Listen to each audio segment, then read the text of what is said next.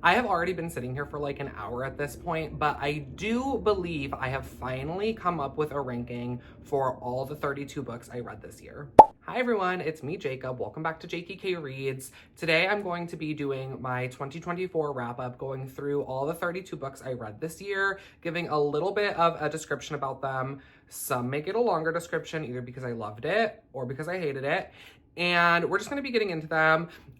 This is my weakest reading year in terms of quantity of books read. As I mentioned in my last video, I just finished grad school. I was writing my thesis. This wasn't really the time for me. I usually aim for 50 books in a year, but this just wasn't the year for that. And we're being kind to ourselves about that because there were other things going on that took precedence. But let's just get into this real quick. I read 32 books. I only rated 30 of them. I'll get into why in a second. But out of the 30 that I read, and this is kind of crazy, there are 15 5 stars. And I'm of two minds about this. On the one hand, I'm really glad that I'm reading good books. I'm reading books that I enjoy. And you could look at that 15, so 50% 5-star number, and say, well, I was really busy this year. I didn't really have a lot of spare time to dedicate to reading. And so I wanted to make sure that if I was going to pick something up, I wanted it to be really good. I was really prioritizing books that I thought I was going to love. And I was right. And so I ended up giving half of the books I read this year 5 stars. That's a more optimistic way of describing this statistic. But that's not the way I see it. The way I see it is that I need to be more critical. And I don't really mean that in a negative way. Like, I don't want to be reading things trying to dislike them. But I do want to be thinking more about what I'm reading. Because right now, for the most part, when I read a book, I'm kicking my feet, I'm smiling, I'm giggling, I'm just having a good time. And that, listen, if you read like that, that is your tea, and I love that for you. And there's nothing wrong with that for people who just want to enjoy things. I also just want to enjoy things. But I also want to think about things. Like, yes, I do read for fun and to enjoy stories, but I also read to like analyze and examine experiences that I have never had, and in some cases will never have. And I really want to think about those voices and just give a lot more analysis to the story itself. And then just not even that, like, there are technical aspects to a book outside of story, like writing, form, voice, things like that I would like to think about more, just so that I feel like I am learning something. Like, I just think it's interesting what makes a good book, what makes a good story, what makes a good writer. And the best way to learn those things is to read more. And if I'm just reading and simply enjoying and not thinking about anything, then I'm not learning those things. So yes, I do want to be enjoying what I'm reading, and I'm not trying to not enjoy what I'm reading, but I also want to be thinking critically about what I'm reading. And I just feel like inherent to thinking critically is finding more flaws in things such that your rating will go down. Again, not that I want to find flaws, I just feel like you do find flaws when you are thinking critically and analyzing, which is what I would like to be doing. So anyway, that's a 2025 goal. I was not doing that in 2024. So half of these books are 5 stars, which is great. This is going to be a very positive wrap up, save for the first couple books. So let's get into that garbage. Okay, actually, first I'm going to talk about the books that I didn't rate. The first one is Cultish, The Language of Fanaticism by Amanda Montell. Perhaps I'm putting the cover up here. This is a nonfiction book. I read it for a book club that I'm in, and it's just about cults as people understand them, like religious cults, but then also things that people might not describe as cults, like pyramid schemes. It goes into Scientology a little bit. And it was really interesting. I read this at the beginning of the year. And at the beginning of the year, I was kind of the mind, and like all my other reading years, I was kind of the mind that I did not want to rate or rank nonfiction, because who am I to decide, like, if something is meant to be educational, like, who am I to decide if it did its job or not when I'm not an expert? I have since sort of let go of that perspective, because, like, whatever, I can still feel how I feel about it. So I don't know, I've kind of let that go a little bit. But I did feel that way at the beginning of the year. I didn't rate this. It's not ranked. I don't know, looking back on it, it's been so long at this point, but looking back on it, maybe I'd put it in the 4 range. The other book that I read that is not ranked here is Goodnight Racism by Ibram Kendi. Again, maybe I'm putting the cover here.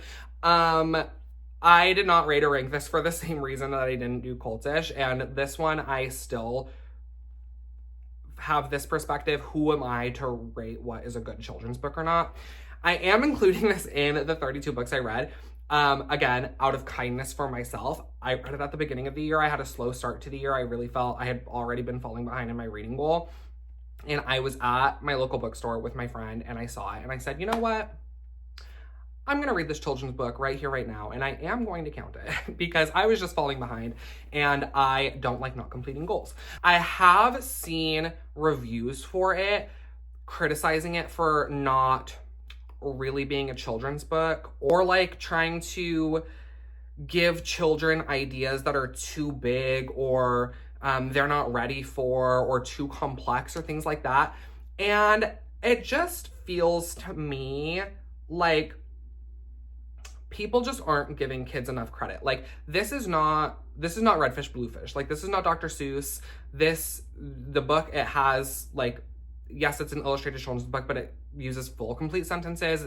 It's paragraphs per page, or like a paragraph per page. It's not like, you know, See Spot Run. But I feel like people are discounting the power, especially at a really young, impressionable age, the power of just like seeing certain concepts illustrated, or having their parents talking about certain concepts, and like what that does to a formative brain. And equality, social justice, these ideas are not so big and complex that children can't understand them when they see diversity illustrated in their books, when they hear their parents talking about the importance of diversity and inclusion. Honestly, if to the people that think that those ideas are like too big or too broad or too grand for young minds to understand, and for that reason this isn't a children's book, that's just kind of giving racist to me, if I'm being honest, but we won't go there. I'm not really feeling like I'm in a position to rate a children's book, how many stars it's worth. I'm not an expert on children's books. I'm not really an expert on any of this, so none of this matters really. But like, I definitely think this is something worth reading to your children. Okay, now that those two are out of the way, we are going to get to the 30 books that I have actually rated and ranked. And we are going to start with a DNF. I am still including it. I tried my best. I really tried my best to get through this one. And the minute I decided I'm not gonna finish this, I could breathe again. It was so, oh my God, it was like such a relief. That is Pure Color by Sheila Heti. This is not a good book. For the about half of the book that I actually got through, this was about a woman whose father has passed away. After he passes, she kind of spends the next several pages ruminating on the exact same moments of his death, his last days, the things she saw in his bedroom, and kind of putting herself, like ruminating on her, how she was and how she felt during his death, but also trying to put herself into his place as he was dying. And that sounds great, but it quite literally went through the same sights, the same sounds, the same feelings over and over and over again, with no diversity and example. It was just the same thing over and over again. And every time she would kind of try and put herself into his shoes, or like feel what he was feeling or still carry him with her after he had passed, she said this one line, and she said it so many times. I think when I DNF'd this, it had been 5 times that she had wrote the line, "When the universe ejaculated my father's spirit into me." I just read that line a few too many times, and I decided, you know what? We're gonna have to give this one to the DNF pile. I gave this a 1 star. I feel like that's generous. And it's a shame. Actually, I'm gonna take that back. I don't feel like it's generous because this author, Sheila Heti, she writes great sentences. And I underlined, let me just flip, like I could flip to any random page. Let's see. People could return to books at any time and find them right there. Those burning souls, their words as bright as the day they were written. That's a great line. And I just flipped to a random page and found a random thing that I underlined. I underlined a lot of really great sentences, and she writes really great sentences. She does not write a good book. So we're done with that one. The next one, I gave this one 1.5 stars. This is I Am Homeless If This Is Not My Home by Lori Moore. I don't really have too much to say on this one. It started out really good. It started out with a man visiting his brother in the hospital. He was on his deathbed for some reason. I don't remember what he was going through. But that part of it was really good, and there were some really interesting ideas explored, and again, some great lines. And then it shifts into he gets a call, I think, and his ex-girlfriend had passed away. And then it's like a weird road trip journey with his dead girlfriend's rotting corpse. The next one at number 28, I gave this one 2 stars. This is Bunny by Mona Awad. This was the book club that I'm in. This was my bestie's selection. I feel so bad for him. And I was the outlier in this book club discussion. I really hated this book, and everyone else really loved it, and I love that for them. I wish I could enjoy things. But yeah, this is not a good book. People describe this classically as like very Heathers, very The Craft. It's about this girl in an MFA creative writing program. She is kind of an outcast, but then becomes friends with a group of girls who are also in her program. She ends up hanging out with them, and the things that they do involving bunnies and men is very much kind of a metaphor, parallel conversation about MFA programs, the writing journey. And that all seems really interesting. And it had me in the first half up to the point where our main girl, Samantha, finds out what exactly these girls, the bunnies, they call themselves, exactly what they're doing and how they're doing it. And that scene where she kind of figures that out was very exciting and very good, and I was excited to see where it was going, but it just completely lost its momentum for me. And there are books that are even going to be represented here in this wrap up. There are books written by people that I really did not like, but I could see myself reading from them again. Like, there's just, even if I didn't like that particular story, there's something I feel like could keep me coming back. This is not one of those books. I will never read another Mona Awad. I'm so sorry to this girl. I'm sure, like, Rouge, All's Well, I'm sure there are others. Just none of them seem so interesting to me that I feel like I could bear it again. So I'm choosing not to. Number 26, also 2 stars. I Do This to Myself. This is If You Change Your Mind by Robbie Weber. This is a YA romance, cute little summer rom-com. Like, I read these like YA, like cute, silly books that I probably would have gotten a lot out of and really loved at 17. And then I'm upset that I don't love them as an adult. And it's like, well, why would I? I'm 29, so why would I love a book written for teenagers? I did like the characters. Like, they were fun. They were cute. You know, I wish every little gay boy could have like a summer rom-com fling romance type beat like is represented in this book. There's a lot of Taylor Swift references, which, not that I dislike Taylor Swift, some might even call me a Swiftie. They were just a little cringe. Anyway, next at 25, we're out of the 2 stars. I was alluding to this book a minute ago. This is a 2.75 I landed on. This is The Djinn Waits 100 Years by Shubnam Khan. For a book titled The Djinn Waits 100 Years, there was a shocking lack of djinn in it. Like, where was the djinn? Where was the spirit? Where was the entity?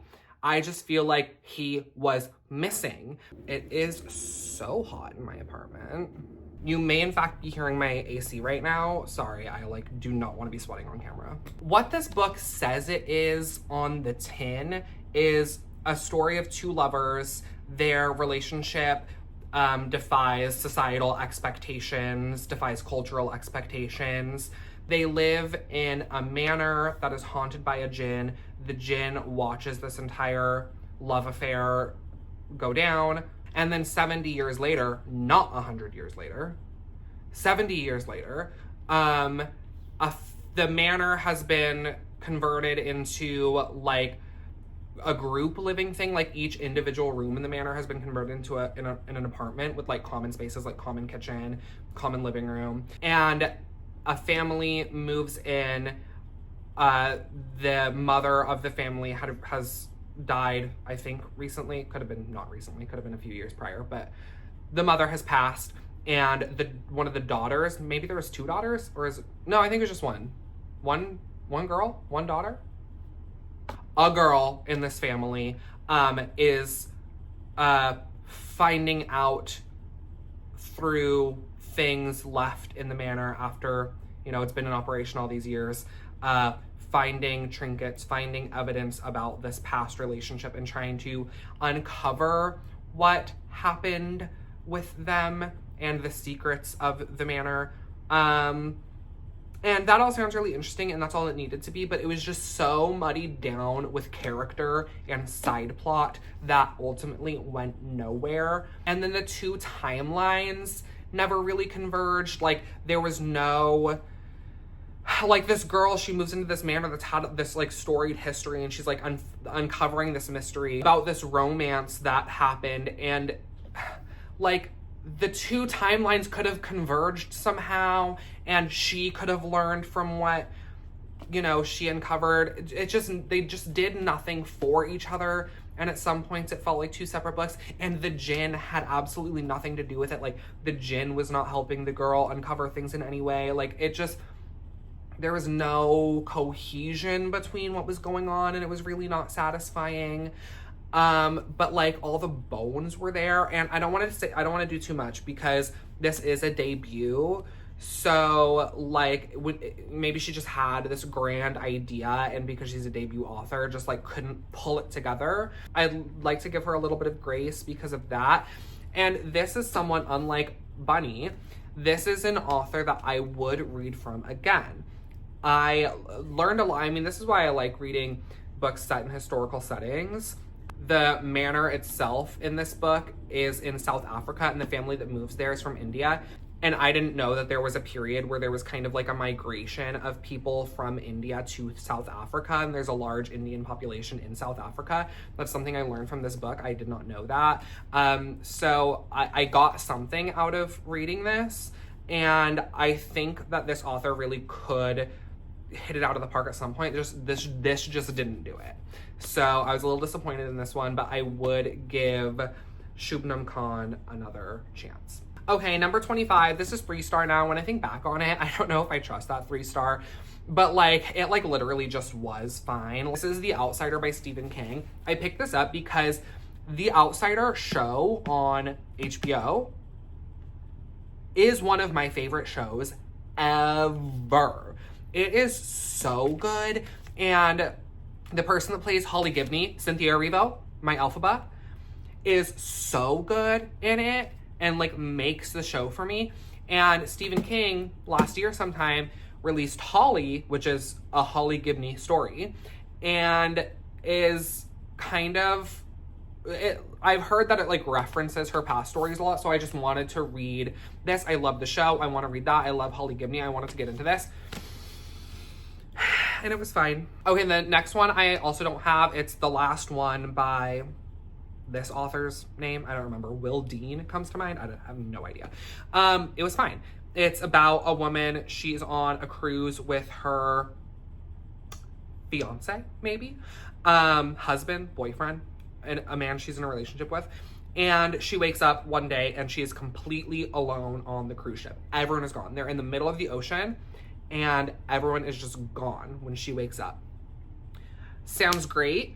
Sounds fun. Sounds exciting. And it was fine. The reveal of why she's alone on the ship, the reveal of what is happening is fun and then becomes fine. So I gave it 3. Okay, next at number 23 is Infinity Sun by Adam Silvera. This is a YA, the beginning of a YA trilogy. And I picked it up because it is homosexual and fantasy, and I was interested in that. This was good. This was good. I have been trying to read the second one for quite a while now. And I think what I want to do is I completely read this on audiobook. As you can see, I bought it because I was just so sure I was going to love it. And have since bought the entire trilogy. And it's like, yeah, it's fine. I don't know. I think there's just maybe too much happening that like you can't just passively listen to it on an audiobook. I think I'm gonna soften up the second one and wait until I can get into these, like, read them, because it's a lot going on. And this one was easier to follow than the second one is proving to be on audiobook. And I just feel like this could be more than a 3.5 if I wasn't feeling like I missed something. I just feel like I was missing something. That maybe is because I was listening to it. I wasn't listening to it super passively. Like, I was on a road trip. Like, I was driving. I was in the car for 5 hours. So it's like I was not doing anything else but listening to it. But then, like, you're driving through the desert and your mind kind of wanders. I don't know. I feel like it could be better. It was good. I liked it. Let's move on. Okay, and number 22, these are 4 stars. It is The Hitchhiker's Guide to the Galaxy by Douglas Adams. Do I still think this was 4 stars looking back on it? I don't know. It was fun. I have nothing to say, so I'll say nothing. It was fun. I don't know if I should give this 4 stars. I don't know if it should be this high. I'm trying to think about it, and I'm like, it was like, I'm forgetting it a little bit. It was like fine. It was fun. It was a good time. It can be 4. Next at number 21, now this was a real good time. This is Rest Stop by Nat Cassidy, and just like the difference in my enjoyment between these 2 books, like maybe this is 3.75. It's a conspiracy theory that I'm actually interested in.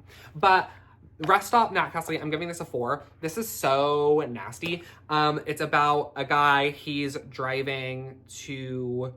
It actually doesn't ultimately mattering where he's going, but he's driving, he's on a road trip, he's having to get somewhere, and he stops at a gas station. He walks into the gas station, he picks out some items, goes to the register, realizes nobody's here, nobody's in this gas station. Okay, well, maybe I'll go to the bathroom, and by the time I come back out, somebody will be at the register and I can pay for my items. He goes into the bathroom, is locked inside, and it goes off the rails from there. It is nasty, it is fun.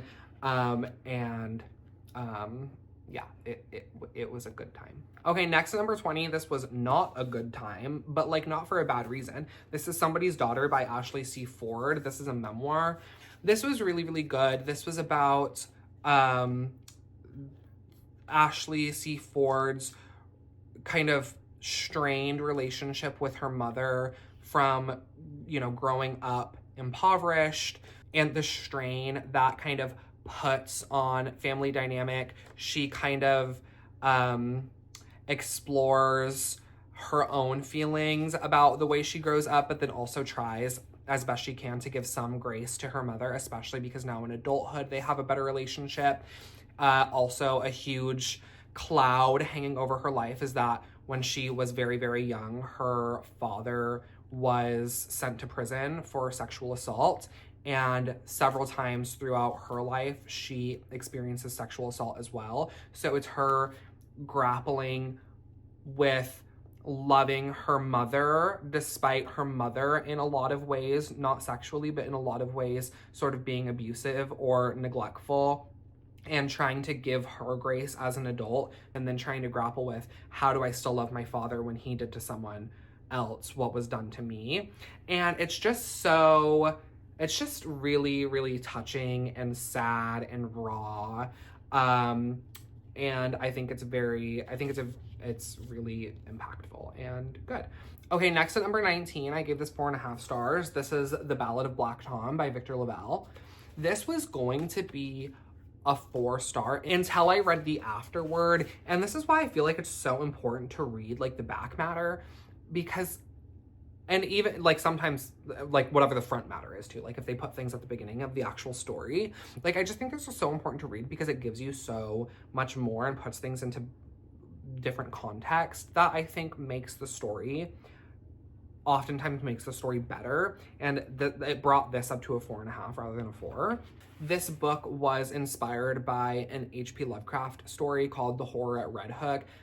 Victor LaValle describes it as being in conversation with that book, or with that story. I haven't read that story, so I can't speak to that. But as Victor LaValle describes it, The Horror at Red Hook, as with all H.P. Lovecraft stories, is a very problematic kind of accounting of New York City and the dynamics between immigrants and the police in New York.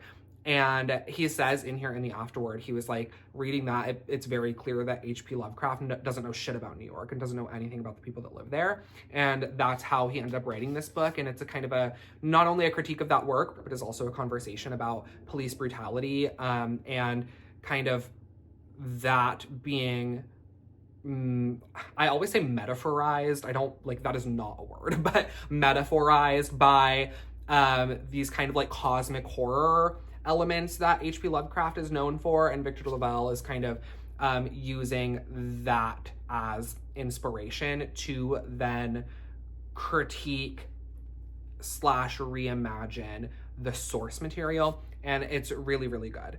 Okay, next is another 4.5. This is Knock Knock Open Wide by Neil Sharpson. I almost said Neil Sharpton. Neil Sharpson.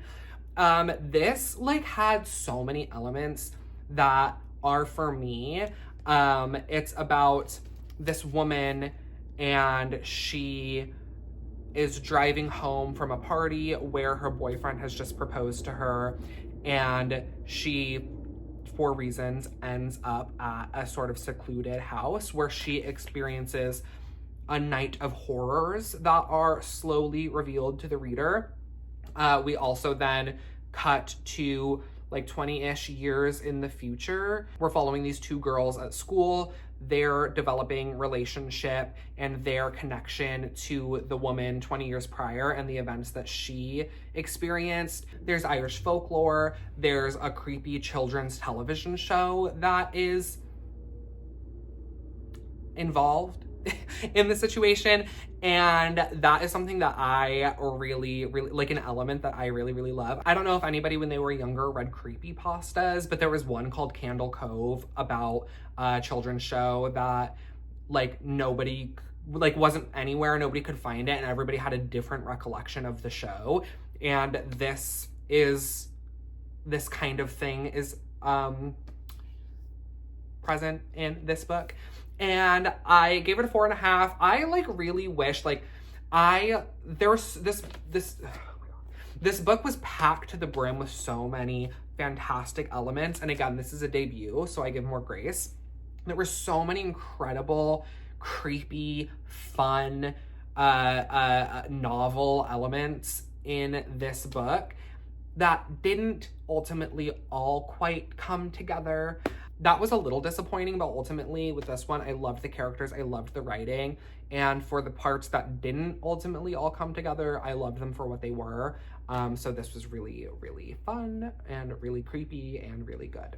Number 17, still with 4.5 stars. This is We Used to Live Here by Marcus Cleaver.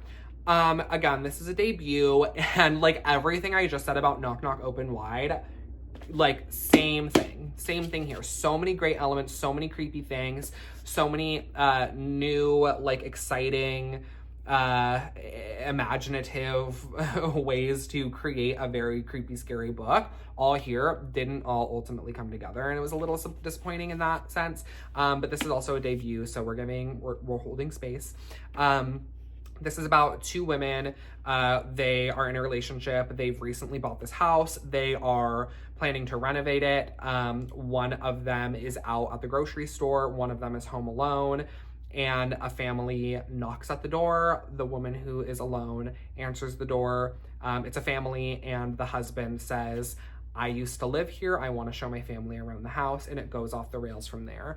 I don't even know what to say that isn't a spoiler. It's very House of Leaves vibes. There's like a Morse code element. It's like, it's mixed media. So there's, you know, police files, and there's message boards, and there is like that Morse code element, which was so fun to like decode. I feel bad for anybody I loaned this copy to, because I wrote in the Morse code, I wrote what it translated to, but it was so fun for me to translate it myself. And I only did that because it gives that Morse code at the end of every chapter, and it forms a sentence. So like I had to remember what it was, so I had to write it down. But this was just so much fun and very like involved. And I just like wish the like creepy House of Leavesiness of it all came together in a way that was more clear. But then like the final thing that's revealed, this was really good. Let's move on. Okay, my last 4.5 star at number 16. I don't own it. It's up here. This is From Here to the Great Unknown, the memoir by Lisa Marie Presley and Riley Keough.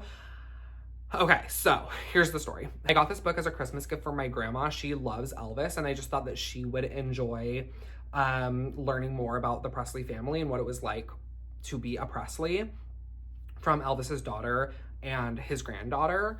I read the synopsis, and what I didn't know is that Lisa Marie Presley, Elvis's daughter, was writing the memoir and didn't really know how to go about it. So asked for Riley Keough's help, that's her daughter, asked for her help in writing it, and Riley agreed. And then a month later, Lisa Marie passed away. And so Riley had to take what Lisa Marie had wrote, the recordings that, because Lisa Marie, she was getting help writing it, so she had someone interview her, so like she could be prompted and talk about stories that she might want to write about. So Riley Keough had all those recordings, everything Lisa Marie had written thus far, and compiled it all. But then Riley Keough interjects her own analysis of things as more of like an objective viewer, because Lisa Marie Presley like idolized her father so much and kind of had a strenuous relationship with Priscilla Presley, her mother. And so you get that like idolized version of Elvis and this kind of like demonized version of Priscilla. And then Riley kind of interjects her own objective view of her grandparents, and where appropriate, talks about how the things Lisa Marie was talking about may have trickled down to affect Riley, and kind of her reflection on what Lisa Marie was talking about. And it was just so like just generational, and like it's just so good. And I don't even give a fuck about Elvis. Like I don't give a fuck about the Presley family.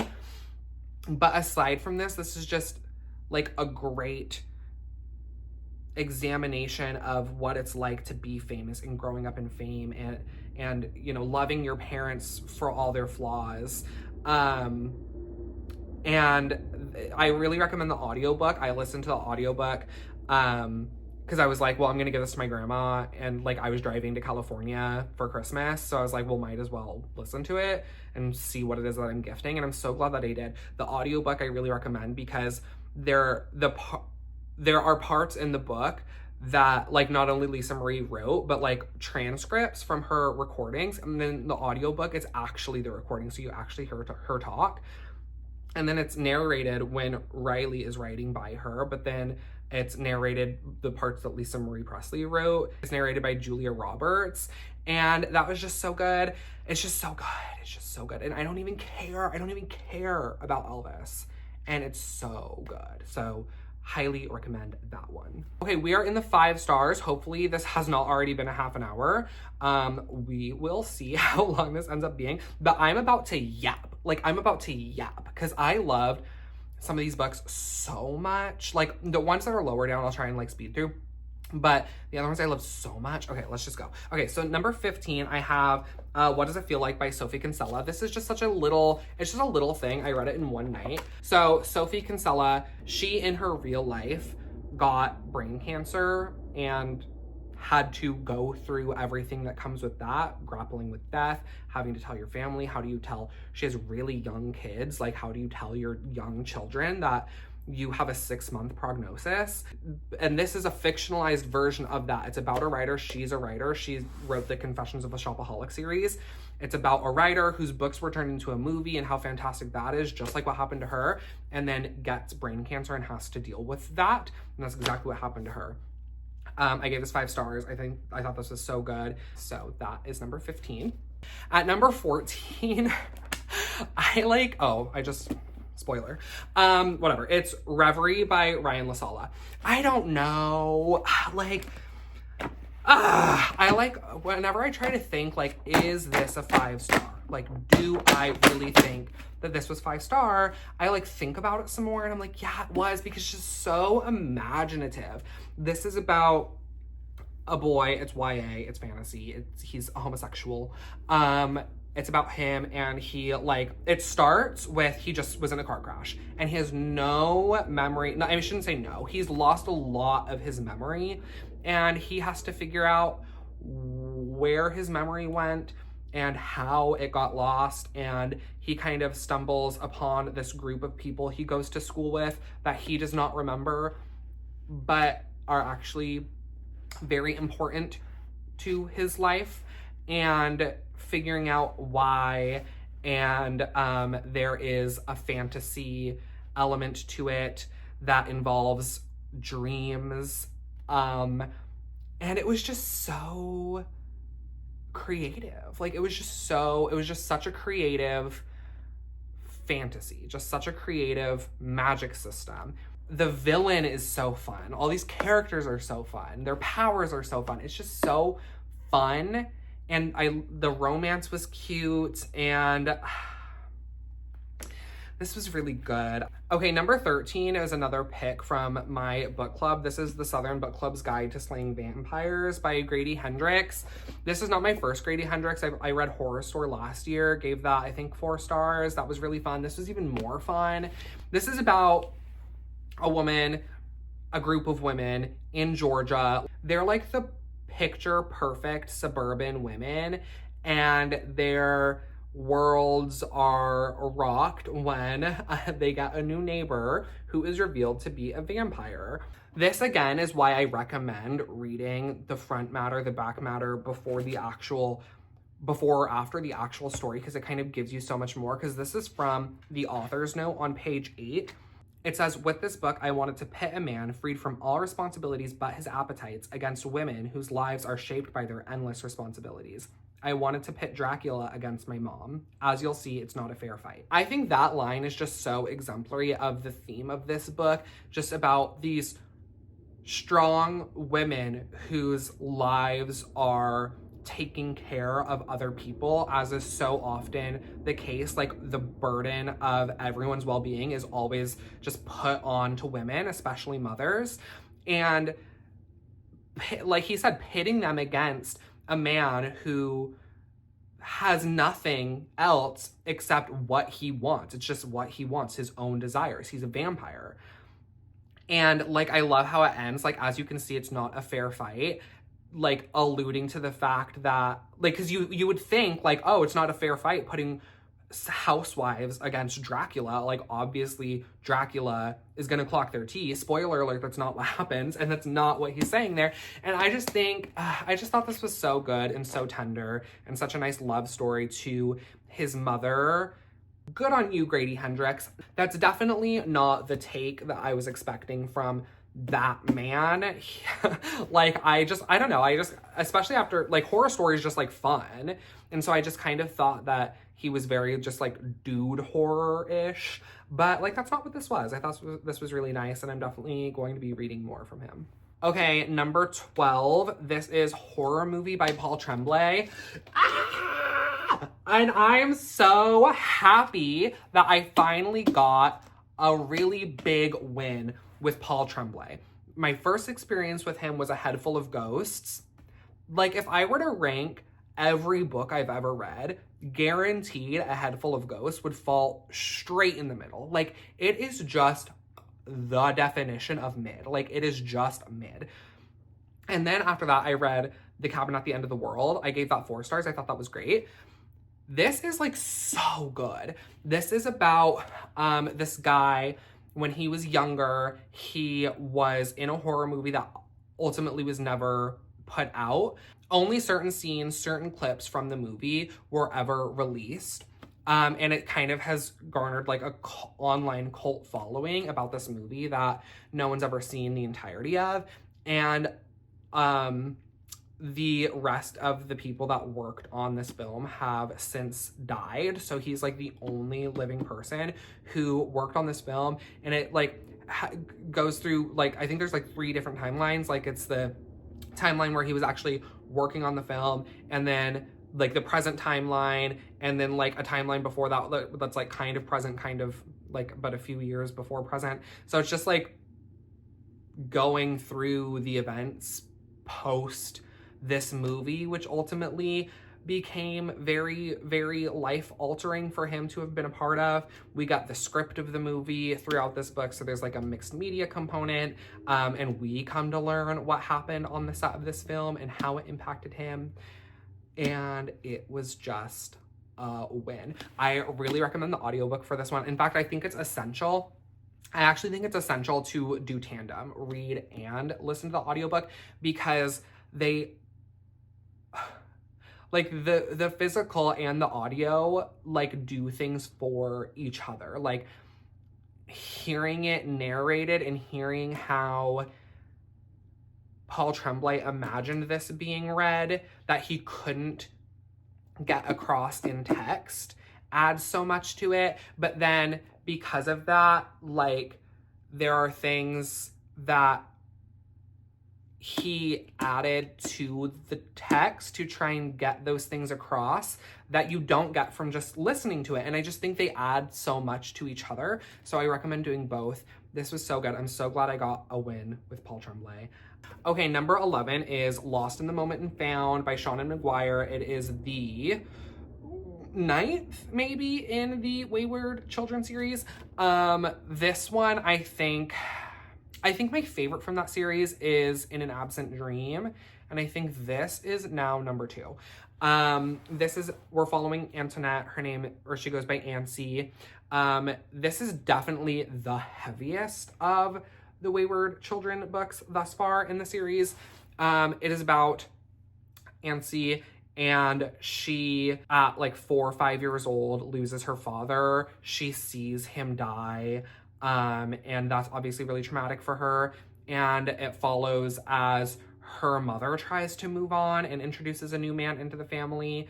And the way that her life changes because of this new man coming into the family is really tragic. There are themes of grooming and adult gaslighting, gaslighting of a child. And it's a really, really scary, horrible, nightmarish scenario for her to be in, which prompts her to run away and find her door. As is the theme with all of these books, it's about children, for whatever reason, not fitting in their own world, finding a door and going to the world where they belong. And she goes to the world of lost things, where all lost things across all worlds end up in this one store. And the story goes from there. It is the heaviest, it is the saddest of all the Wayward Children books so far. But it is definitely, I want to do a series reread. I think right now this is my second favorite in the series. Like I said, I want to do a series reread because this could be my favorite. It could be. But of the year, it's my 11th. Okay, we are in the top 10. My 10th favorite book of the year, also a book club pick. This is Ink Blood Sister Scribe by Emma Torres. I did not expect to love this. I got this from Book of the Month, and when it was picked for my book club, I was like, really? Why? Why this? And also, why did I choose this from Book of the Month? I couldn't remember several months later. And then I was reading through it and I was like, oh, okay, it's about magic books. Sure, that sounds like it's for me. I did not expect to love this as much as I did. It is about magic books. It's about these sisters. They are estranged, not entirely by choice. Their father, before he died, had a collection of these magic books that he was protecting. And he, a few years before the events of this book, had passed away, and one of the sisters then became tasked, or she kind of tasked herself with taking care of his collection of magical books. The other daughter has been away from the home at this point for several years. And the way we come to find out why she is gone for so long and why she is not coming back and whose decision it was for the sisters to be estranged and why, and all the other characters and stories that are in here, and all the books and the magic of it all. It was all just so satisfying and done so well, and all the pieces came together. Unlike some of the other books that I've talked about where there were so many elements that ultimately didn't come together, I felt like in this, they all came together in such a satisfying way. And I just really, really loved this. So this is number 10. Number 9 is In Memoriam by Alice Wynne. This was also a book club pick, and it was my pick. So I think I really chose a winner with that one. This is set in World War I. It is about these two boys at an all-boys school who have feelings for each other. Because it's World War I times, they obviously are not able to explore those feelings as much as either of them would like. One of them ends up signing up to go to the war, and then the other one ends up signing up to go with him, and it's just this love story about these two boys in the trenches. They are in the war, and the really, really sad things that they go through and the really, really beautiful things that they go through. And it's just so, so touching. When I finished it, I wasn't sure if it was a 5. I was like, okay, maybe it was a 4.5. And I truly do not remember why I thought that. Because then when I went to bed I literally had dreams about this book. When I finished it, I went to bed and I was literally dreaming about it.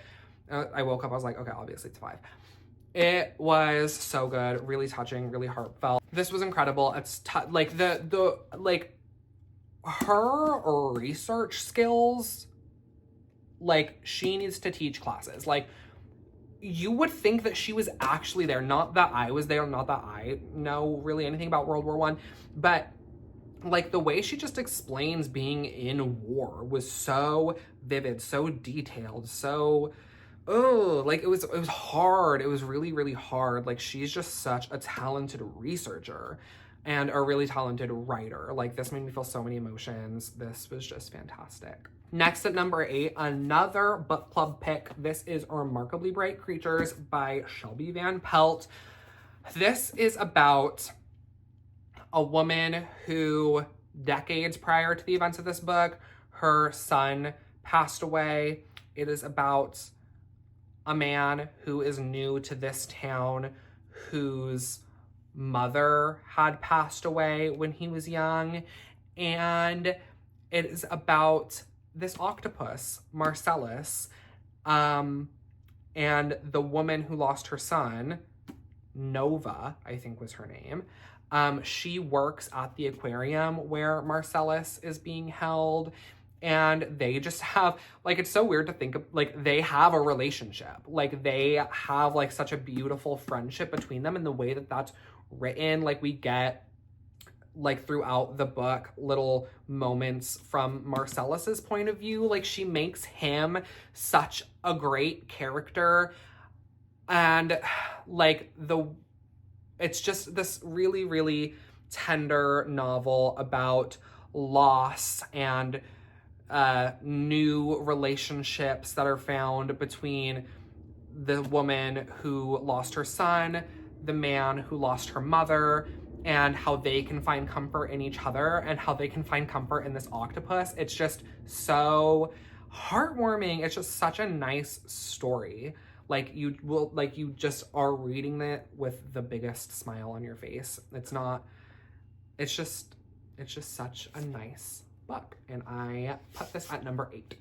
At number 7 is Death Valley by Melissa Broder. This was going to be number 8, and then I was looking through it again at all the things that I underlined and decided, like, no, this has to be at least one more higher. Sorry, Remarkably Bright Creatures, but this did get bumped up before you. And I want to read you why. So this is just, I'm going to read you like just a few lines from like the first chapter that I underlined. Before I do that, I keep jumping the gun. Let me tell you what this is about. This is another like sort of autofiction. It's a fictionalized, like, it's magical realism actually, version of Melissa Broder's experience while her father was dying. It's about a writer whose father is dying, and she goes to the desert. I believe it was in Palm Springs, California. She goes there to try and get away from the death she's surrounded by. Her father is dying. Her husband is really sick and could potentially be dying. And she's just surrounded by death, and she just like needs to get away from it to write this novel that she like can't figure out like which direction it's heading. So she goes to the desert and ends up getting lost in the desert, and at some points inside of a cactus, where there are visions that happen. So it's like magical, it's surreal. Let me read you these lines. This is on page 3. She's talking about her father in the hospital and what that feels like. And she says, sometimes mid-monologue, I catch myself calling my father's tracheal tube a trach and his ventilator a vent. A breezy familiarity that disgusts me, as though the life support machines are now my friends. And like, I've never had to go through somebody's prolonged death where like they are in the hospital for a really long time and like they're just trying to be kept alive. But just the way that's written, I feel like is such a strong observation that like this just becomes an experience you're so familiar with that even these machines, like, you have nicknames for now. I just thought that that was really impactful. This last line I feel like is really exemplary of what this book is. It's a book about her experiencing her father's death. And she goes, I came to escape a feeling, an attempt that's already going poorly, because unfortunately I've brought myself with me. And I see, as the last pink light creeps out to infinity, that I am still the kind of person who makes another person's coma all about me. And like, that line I feel like has the kind of wry humor that is so exemplary of this book and her writing style, while also like really making clear the theme that like, yeah, I know I'm writing about my father's death and I'm making it about me and how hard it is for me. And like, I just really like that introspection, because that's what we all do, like whenever we're going through or whenever we are experiencing something, but it's like happening to someone else. Like, it is just inherently about us. Like, we are experiencing not what they're experiencing, but we're experiencing them experiencing it.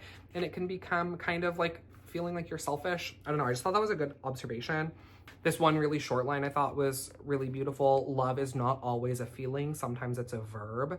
Kind of like pointing out like sometimes love is just work. Like, we love the people that are in our lives. We love our family. We love friends that have been with us for a long time, but sometimes we don't actually really feel that fervent love. It just like is this kind of ambient thing that is not really a feeling. It just is something that we do. This one is maybe my favorite, and it's such a 180 from when I was talking about Pure Color, her talking, which was also about a woman experiencing her father's death. And I criticized the line, when the universe ejaculated my father's spirit into me. I just didn't like the phrasing of that line. If I'm being real, it feels a little incestuous, which you could criticize this book the same way, but like, I'll just read the line.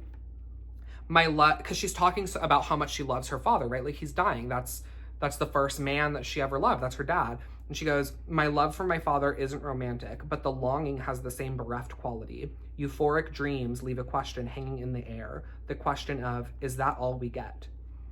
And I just like thought that was so beautiful, like mirroring or like paralleling all the different types of love you can feel. Romantic love, like in this case, the love for her husband, how different that is from the love for her father. Of course, one romantic, one isn't, but she both still loves these sick, dying men so much.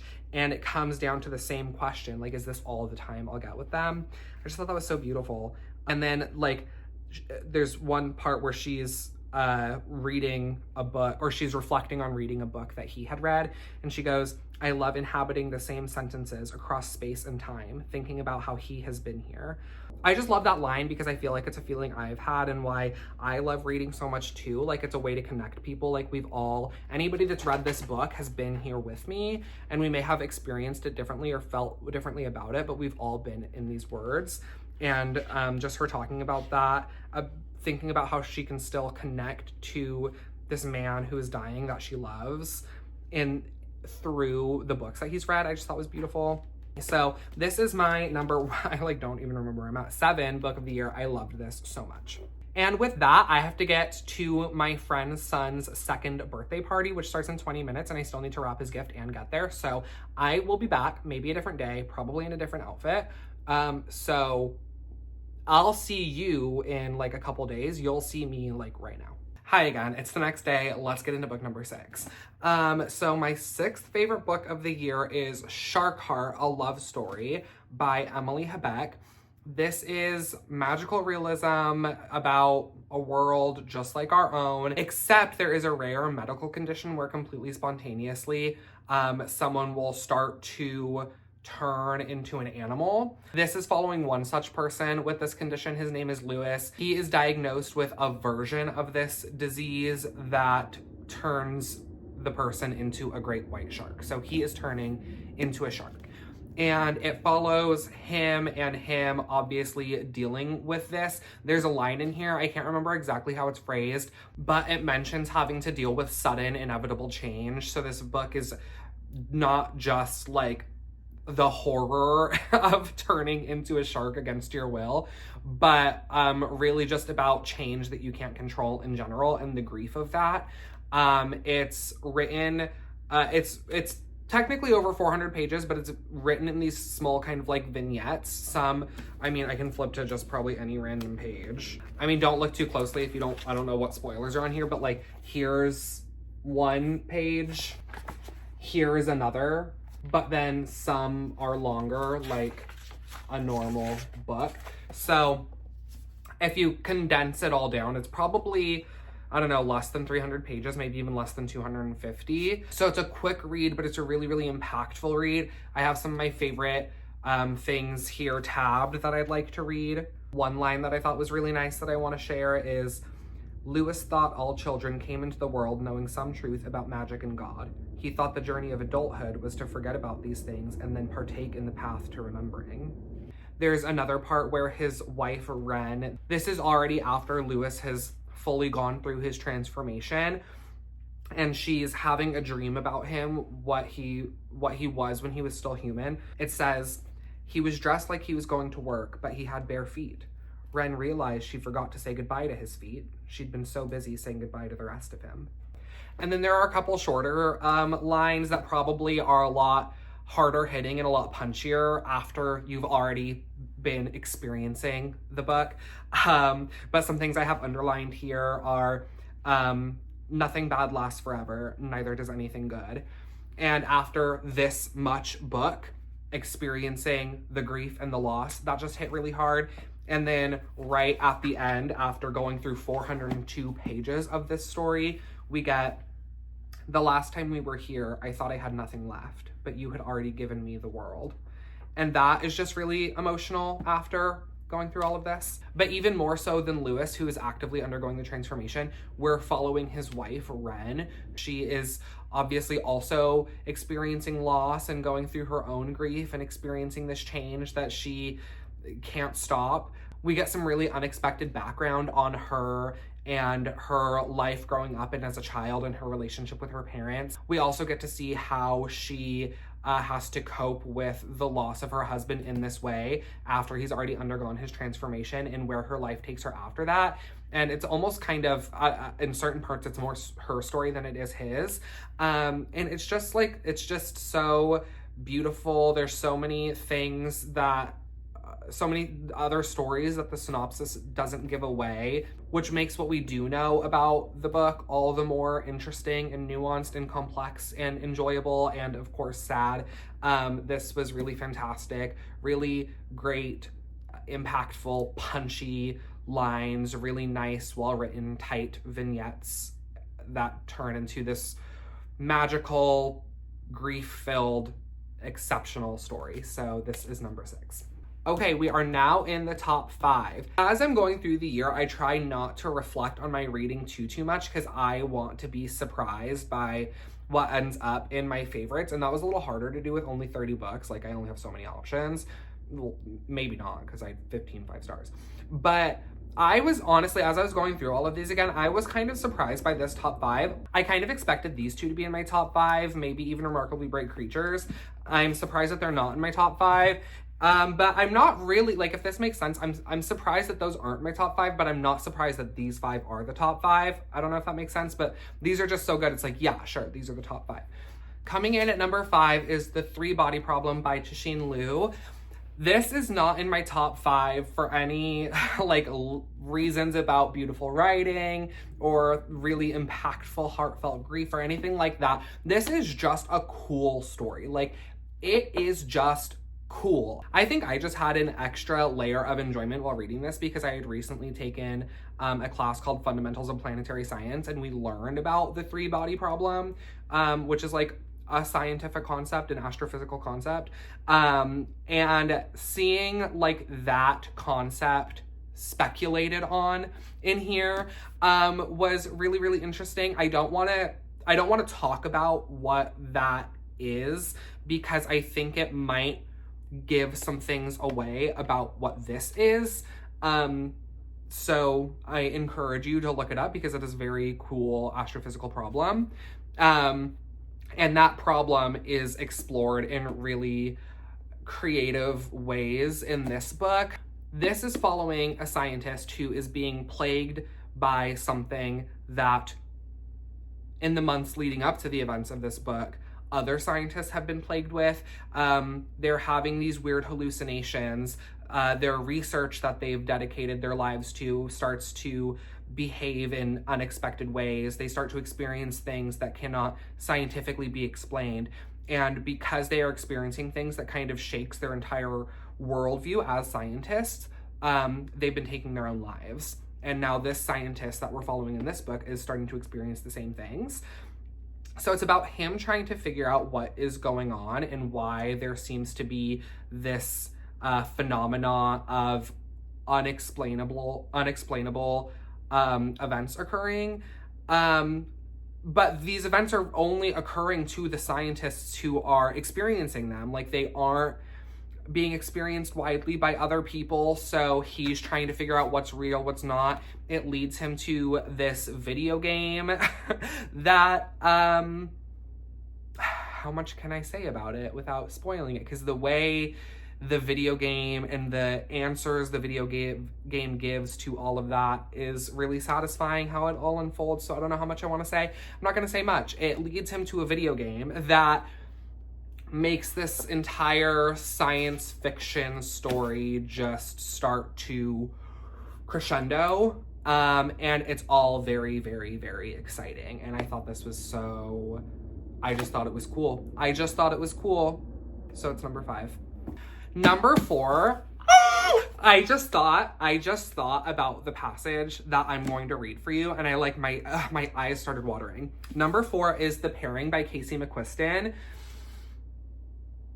If you've been put off by Casey McQuiston in the past, I really encourage you to give this one a shot. This is by far their most mature offering out of their entire catalog. That is really exemplified here in the acknowledgements. They write, when one opens a new page to write, it's important to have a goal in mind. My main goal with this one was to love writing it and to write a book that loved being a book. I think I got there. I know I've never been loved back by a book quite like this one. And that entire paragraph is like, you can fully feel it while reading it. Like, you can just tell that this book loves Casey McQuiston so much, and they loved writing it so much, and it just comes through. It is about these two people, Kit and Theo are their names. They had dated in the past. They had a falling out right before they were going to go on this cross Europe food and wine weeks-long adventure together. They end up breaking up. Neither of them end up going on this trip. But it was like one of those trips where like you pay for it and then you can redeem it within X number of years. And neither of them just ever did until it was about to expire. And then they both redeemed it. And what they think is going to be their own solo journey through Europe with a group of other travelers becomes them doing it together. And they had no idea that they were both end up going to be doing it. And so they like see each other there on the trip, and it's a gag. And it's like a lovers to enemies to lovers type beat. It's them learning to love each other again, figure out what went wrong in their relationship, trying to fix it. There's a sex competition. They end up doing a sex competition against each other, trying to see who can have sex with the most people throughout Europe. They are both described as being incredibly hot. Theo's non-binary, Kit is a man. They're both incredibly bisexual. And they just go on this food, wine, and fuck tour across Europe. And it's so fun and so sexy and so cute and so heartwarming. I'm gonna read you this passage because I don't think this is a spoiler. It's like told to you. It's like a lovers to enemies to lovers. So we already know what's gonna end up happening with them. So I don't think this is a spoiler. But this passage, I'm like gonna cry reading it right now, like guaranteed. So they're in like this cathedral and there's somebody singing, and just because the shape and like the acoustics of where they're at, this is from the perspective of Kit talking about Theo, and he's just thinking about how like the sound of the singer just comes to you in layers, and you just appreciate it more as those layers start to unfold. And it's making him think about Theo. This is before Theo tells Kit that they're non-binary, because Theo came to that realization after they broke up. So Kit's using she, her pronouns. It says, an expression of delighted awe dawns on Theo's face, and in it I see layer after layer, old self after intermediate self after current self. The Theo I met as a child, and the Theo I got to call mine, and the Theo who fills her own body. They're all here, hanging in the air, harmonizing with one another. Maybe they're always here. Maybe she feels so familiar and so new to me now because I'd heard the beginning note, but not the completed chord. I knew her before her arches had points, before the paint to finish her had been invented. What a wonder, what a miracle, somehow, more of her. And I have chills, like I just have chills. What a wonder, what a miracle, somehow, more of her.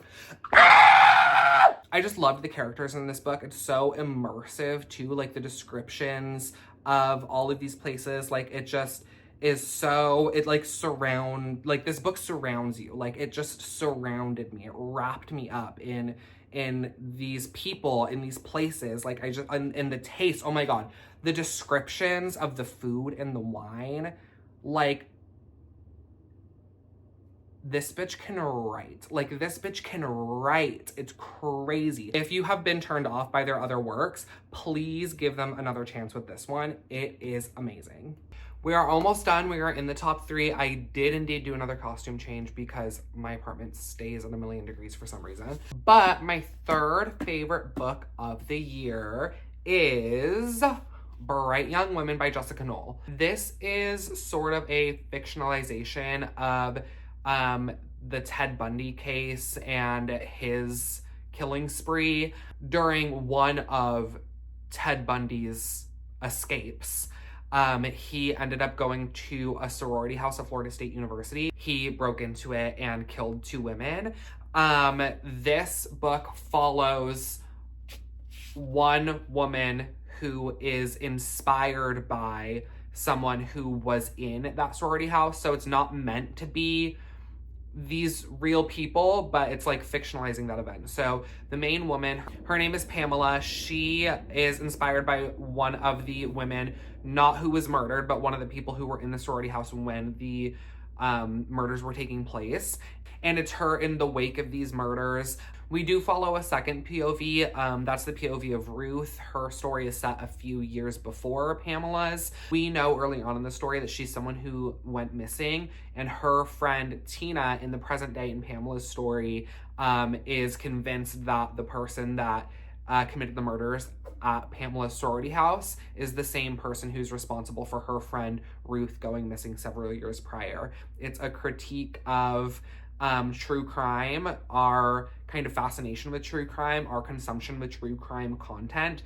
Even more than any of that, it is a critique of our sort of romanticization of figures like Ted Bundy, you know, these killers that have fan mail sent to them and love letters, and they get married while they're in jail after committing these horrible crimes.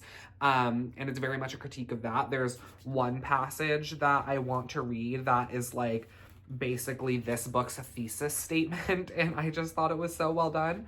This is after Pamela and Tina have already met, and Tina is telling Pamela that she's convinced that the person that is responsible for her friend Ruth going missing and the person responsible for these murders are the same person. And so she gives Pamela a wanted poster, and this is what Pamela is saying about it. Before I read it though, the other thing that I love so much about this book is that it takes all the power completely away from the killer. I'm saying Ted Bundy because it's very obviously what it's about, but the book never says his name. It only calls him the defendant, and it like completely strips him of any sort of recognition or clout for what he did. But it is like very obviously about him. And I think the author Jessica Knoll has even, like, she's not trying to hide that. But it says, on the wanted poster I held in my hands that dingy afternoon in Tina's rental car, the defendant peered back at me with black vacant eyes. They are scary eyes, don't get me wrong, but what frightens me, what infuriates me, is that there isn't anything exceptionally clever going on behind them. A series of national ineptitudes and parsimonious attitude towards crimes against women created a kind of secret tunnel through which a college dropout with severe emotional disturbances moved with impunity for the better part of the 70s. Law enforcement would rather we remember a dull man as brilliant than take a good hard look at the role they played in this absolute sideshow, and I am sick to death of watching them in their pressed shirts and cowboy boots, in their comfortable leather interview chairs, in hugely successful and critically acclaimed crime documentaries, talking about the intelligence and charm and wiliness of an ordinary misogynist. This story is not that. The story is not that. So what this is referencing is like all the post-analyses of these cases where, you know, people go on these documentaries and law enforcement who worked on these cases talk about, oh, he was just so smooth and so charming, like, we couldn't possibly keep him contained because he escaped like 2 times. And he was just, nobody ever could have thought that he would do something like this. He was so charming. He was so handsome. He was so intelligent. He was a lawyer.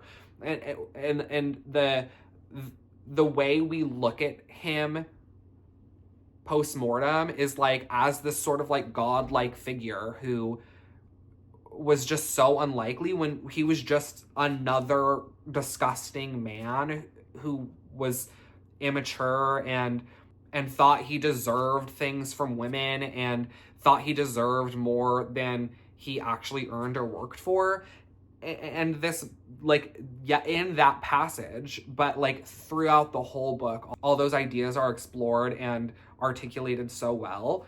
And I just think it's such a great critique of our relationship with true crime. This book is a great conversation, it's a great analysis, and it's also really, really beautifully written. Jessica Knoll, I am going to absolutely be reading more from her. She has a backlist title that I cannot remember the name of it. It's right here on the cover. Luckiest Girl Alive. I would really like to get to this year, so I highly recommend. This is my third favorite book of the year. My second favorite, I am so excited to talk about. I could not have ever imagined I would be calling this my second favorite book of the year. I got this book. Well, okay, let me tell you what it is. It's Whalefall by Daniel Kraus. This is crazy that this is my second favorite book of the year. I picked this up like as a meme. Like I saw it on a shelf at my local bookstore. And the thing about me, I have like a completely irrational fear that I will be swallowed alive. I will never be in the position where I will ever be swallowed alive. The only thing large enough to swallow a person alive is a whale, and that's even debated. Like, most experts believe that whales could actually not swallow a human alive. And even if they could, I will just like never be in that position. So it's like a totally irrational fear, but it's an idea that terrifies me. So naturally, I had to pick this up. And I thought it was just gonna be like this gross, fun, ridiculous ride about a man trying to escape the stomach of a whale. And this book made me cry. Like, this book made me cry down. It is so much more than that. We're following this kid, not man, this kid named Jay. He's 17 years old. A few months prior to the events of this book, his father commits suicide while out on a boating expedition. Him and his father, Jay and his father, are both like free divers. Jay is a very reluctant free diver. He was forced to be a free diver and to enjoy the ocean and go on boats and all this by his father. We come to find out that his father was actually pretty abusive, not physically or sexually, but very, very emotionally. He was hot-headed, he was an alcoholic, and he forced Jay into situations that were way too dangerous for him to be in as a child. Their tumultuous relationship was not unknown by their family or by the larger community. And so when the father commits suicide, Jay is kind of blamed for it. The way he committed suicide was by jumping off a boat and drowning himself in the middle of the ocean.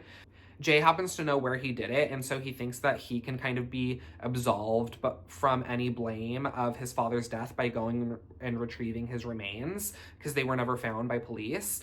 And so that's the setting. That's where we get started with this, is just this boy, this 17-year-old boy, trying to collect his father's remains so that he can stop feeling guilt and stop being blamed for his father's death. And he, while trying to do this, ends up getting swallowed by a whale. And it's this survival story of this kid who should absolutely not be in this situation, who even after his father's death, his father is still putting him in situations he shouldn't be in.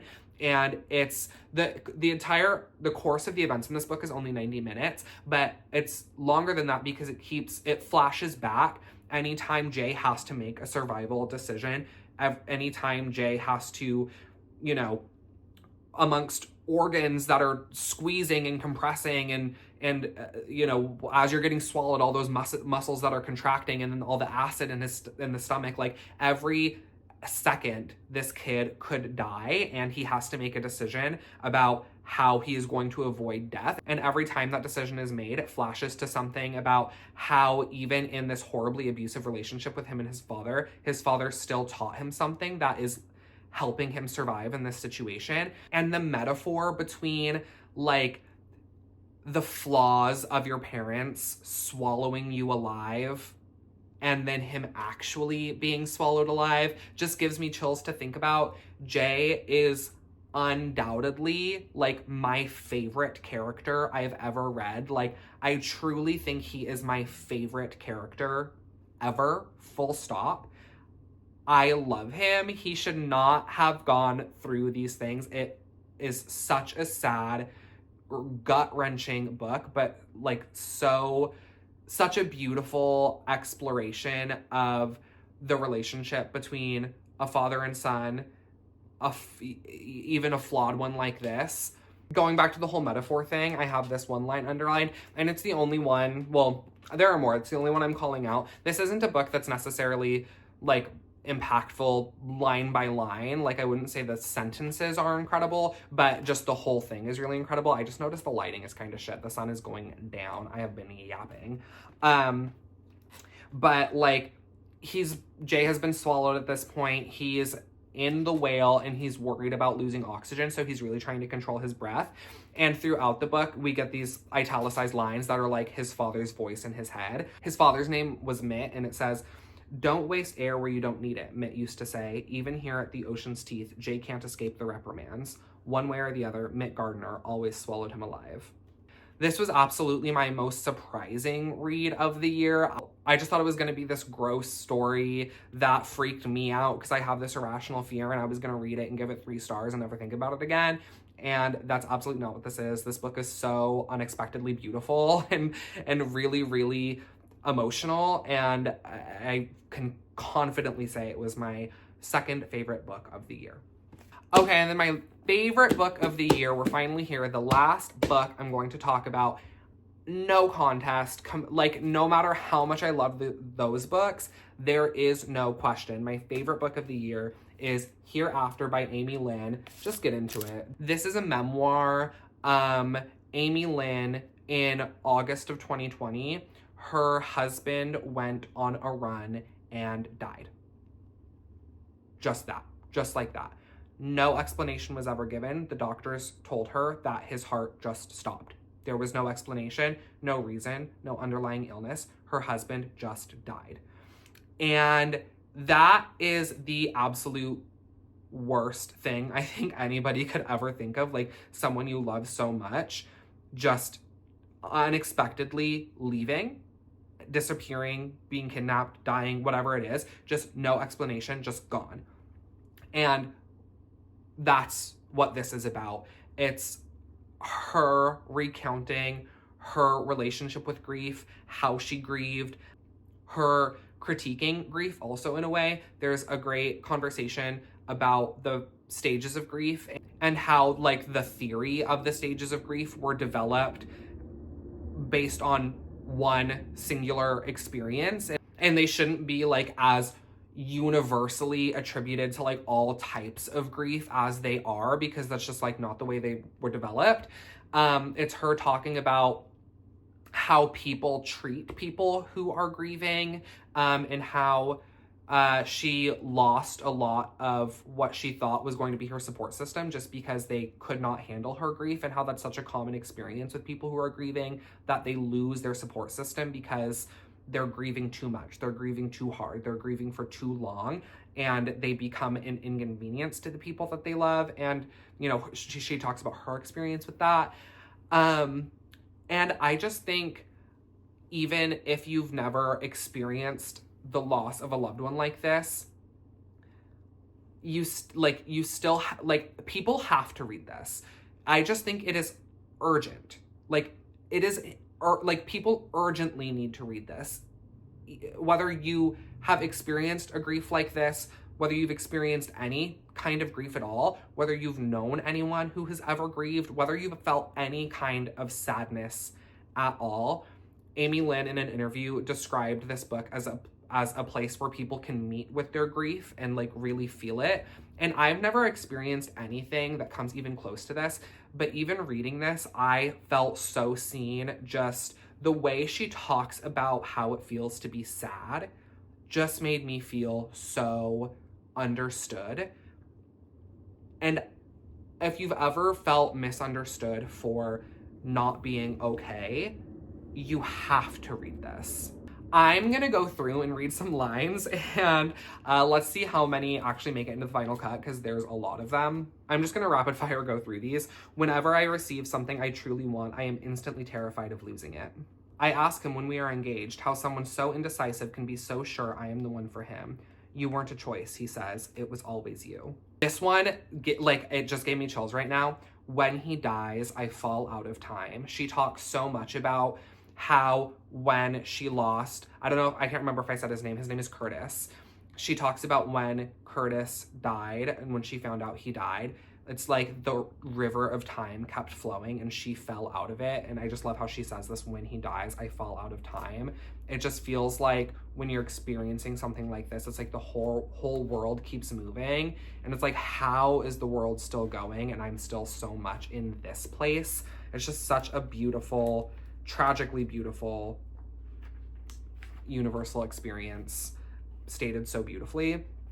Another one, silence only isolates the bereaved even more than death already has. Talking about, again, that loneliness she felt because her grief became too much for people. She talks a lot about wanting to take her own life also in the wake of Curtis losing his. She's talking to her therapist here and he says, no one heals in isolation. He tells me, you have to reach out. You cannot survive this alone. I don't want to survive, I say.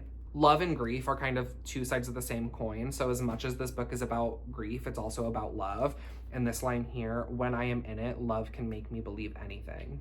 In this line, she's talking about how immediately after she found out that Curtis had lost his life, she like cannot remember anything after that. And she's like learning what happened after that as people are telling her things she said and did. And she says, how much of him have I lost to shock, I wonder? Why do I have to keep losing him over and over? Again, just talking about how the grief makes her feel. Alone, I allow myself to really feel an ache so intense, I wonder how my skin and bones contain it. Here talking about how when you really love someone and when you're really connected to someone, it's like you share your own language. And she says, we shared a language that was all our own. I am now the last speaker of it. Here talking about how she's not sure if she really believes in an afterlife and she's not really sure if she believes that Curtis is somewhere waiting for her. She says, I tell him it is not just that I no longer believe in an after. It is that I cannot believe in an after if I want to even try to stay alive. Here talking about when Curtis was still alive and they were being intimate one time, I say his name. It sounds like the only cardinal direction I know. And one thing I forgot to mention too is that as much as this book is about Curtis being gone, it's also just about Curtis and what an amazing man he was, what an amazing partner he was. You really get to know in such a raw and intense way both of these people, both Amy and Curtis. Amy is just such a generous writer. She really, really lets you in. And it's just such a gift to be able to read this book and get to know through such a horrible incident, get to know these two incredible people. This is just such a special book. And like I said, I just think people need to read this urgently. It has so much to say about grief and loss and love through the lens of a horrible incident that happened to two incredible people. By far, this is my favorite book of the year. So sorry for the lighting. I've been yapping. The sun is rapidly going down, but these are my 5 favorite books of the year. Get into it. I have no idea how long this video is going to end up being. I hope somebody takes the time to watch it. But even if you don't, I really enjoyed talking about all my books. I really enjoy wrapping up, kind of analyzing my own reading, seeing what I like, seeing what I don't like, and just seeing it all laid out in front of me is really helpful to reflect. So thank you for watching. Here's to more books in 2025. Here's to finding reads as incredible as this, and I will see you all next time. Bye.